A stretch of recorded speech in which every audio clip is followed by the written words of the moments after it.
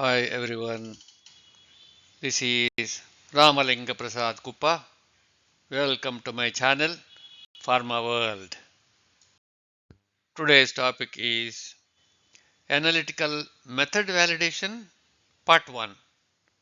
A detailed explanation for each parameter, accuracy and precision.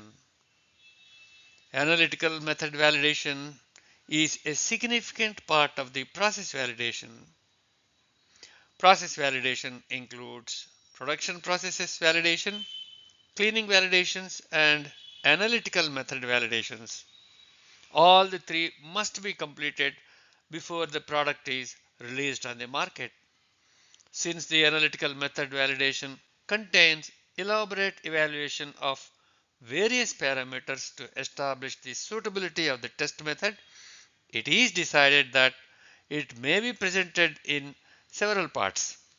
As part 1, two parameters, accuracy and precision, are selected in this video.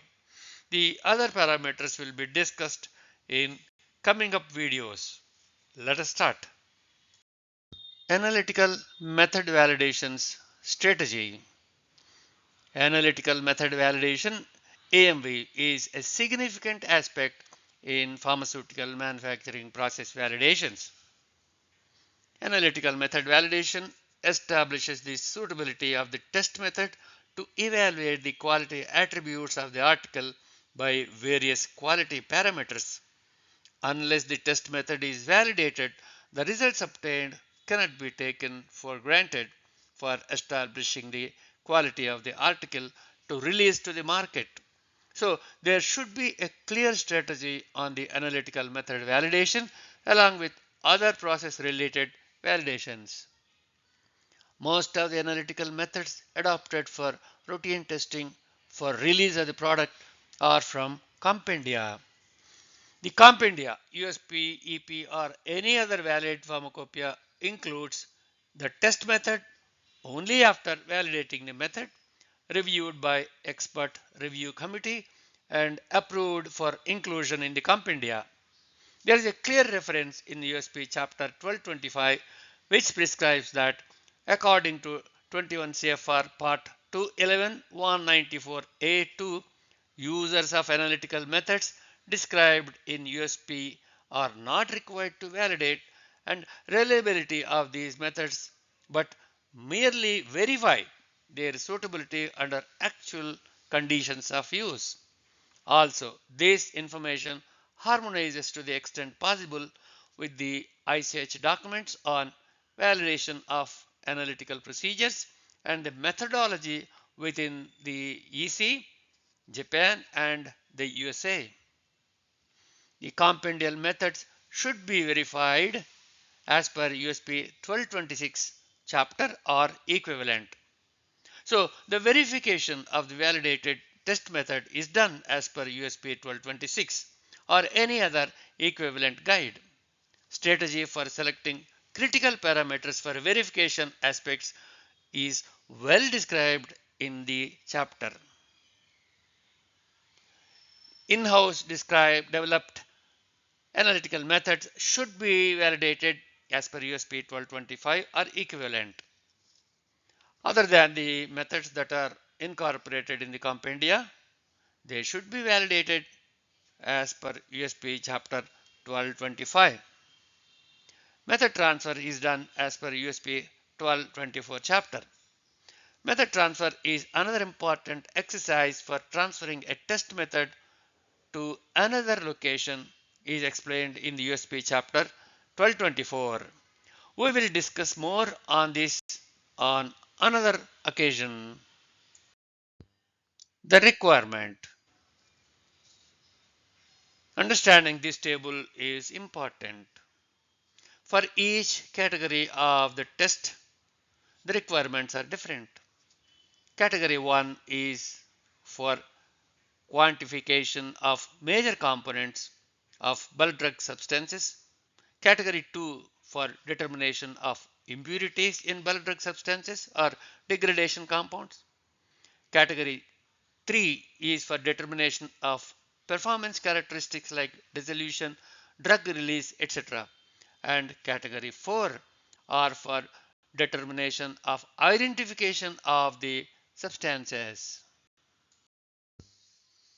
It is necessary to understand the data elements required for analytical method validation.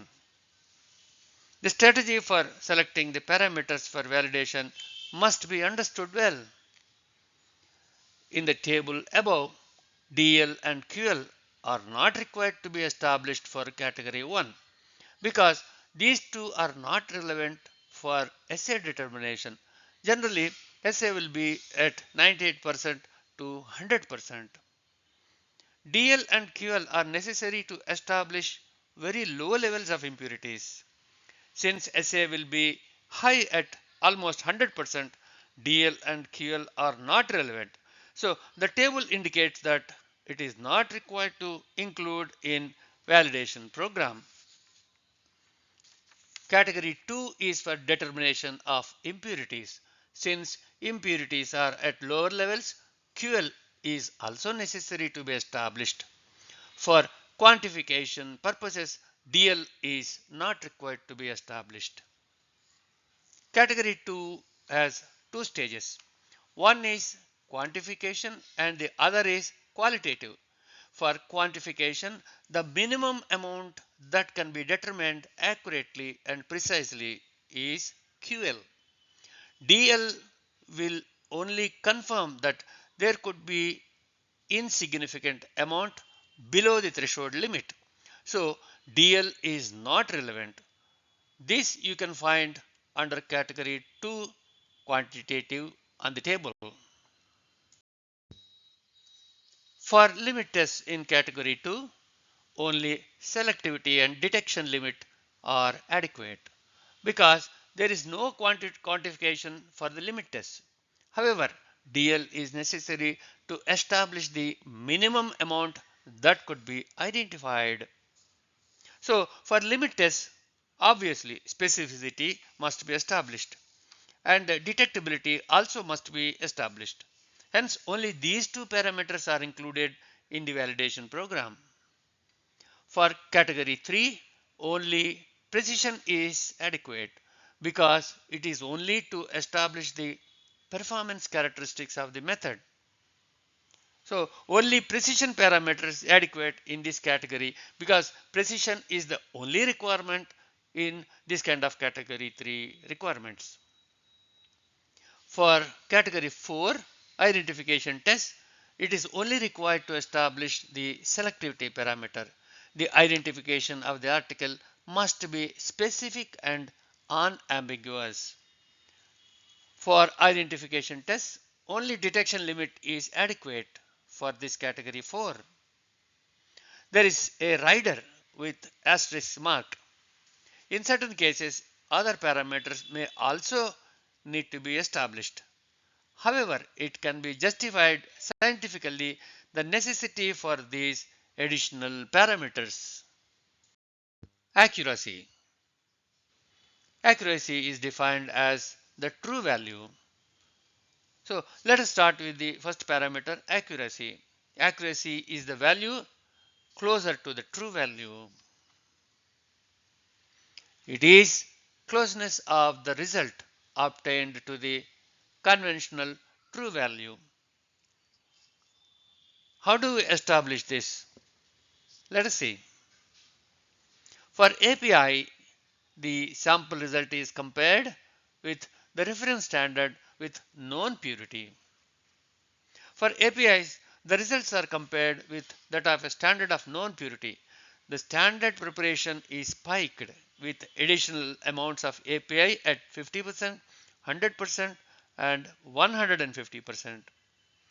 You have to take blank solutions and prepare the respective concentrations carefully. For dosage forms, drug product is prepared by spiking with 50%, 100%, and 150% of API. Similarly, for drug product, it will be spiked with additional amounts of API at 50%, 100%, and 150% in preparation of solutions.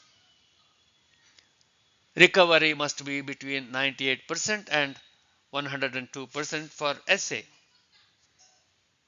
This point is important. Recovery means how much was added and how much the resultant recovered. That means if you add 100 mg, the result obtained after calculation should be between 98% and 102%. This is for active agent content. Recovery for impurities must be between 80% and 120%.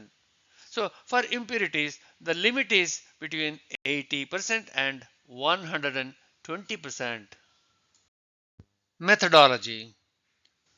Prepare 5 concentrations between QL or 50% and 150 as per the prescription of the test method. Let us see the detailed procedure. So 5 preparations are made in this range. Inject in triplicate under the prescribed conditions in the test method. You can inject in triplicate for 50%, 100% and 150%. Take average counts for each percentage. Carry out single injections for remaining 2 concentrations, say 75% and 125%. Plot the areas obtained for each concentration. Plot all these results as area against concentration. That means x-axis will have concentrations and y-axis will have area counts. Calculate the slope m, intercept c, and correlation coefficient r square with the help of Excel sheet. Don't get disturbed by these words slope, intercept, and correlation coefficient. The MS Excel sheet has all these provisions. You can do it very easily with a couple of trials. Calculate each concentration by the formula x is equal to y minus c by m, where x is the concentration, c is the intercept, and y is the area counts. This is obtained from the formula y is equal to mx plus c. The values concentration x, intercept c, and slope m are derived from the calculated Excel sheet. For each x value, the results could be calculated as per this formula. Accuracy for each concentration can be calculated by the following formula. Accuracy is equal to calculated concentration multiplied by 100 divided by true concentration. So accuracy can be calculated as per this formula. Tabulate the results with concentration level 50%, 100%, 150%, etc. True concentration prepared, calculated concentration, that is x is equal to y minus c by m. Accuracy percent, calculated concentration multiplied by 100 divided by true concentration. After tabulating the data obtained, RSD can be calculated using the same Excel sheet. Calculate the RSD of the results and it should be within 2%. Precision. Precision is the degree of closeness among the series of test results obtained. Let us see the second parameter, precision.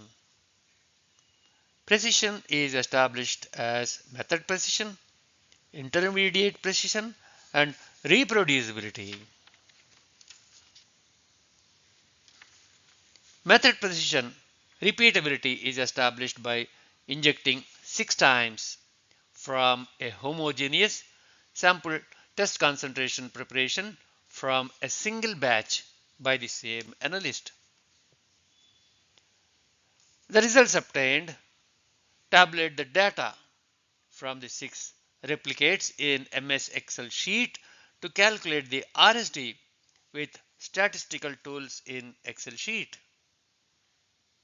Alternatively, 3 replicate injections from each 3 levels, that is 80%, 100% and 120% may be done.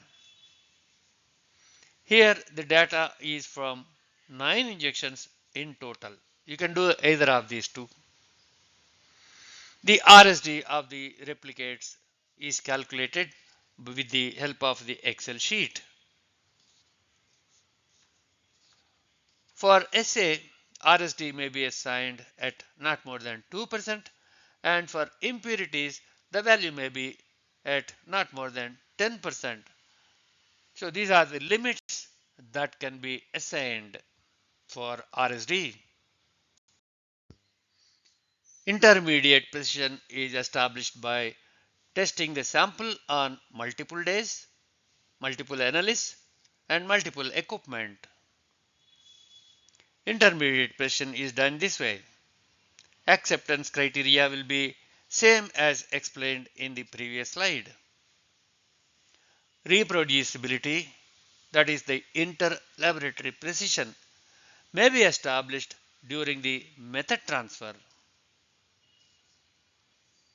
This is data evaluation from two different laboratories. Data from different locations, different equipment, different analysts is evaluated statistically in the same way as explained in the previous slide. RSD values may be same as in the method precision. I hope that details regarding accuracy and precision are understood well. Some more parameters will be discussed in the next opportunity soon. Thanks for watching. For more videos, please do subscribe, like and share. Also, please leave a message in the comments box for any further support. Thank you.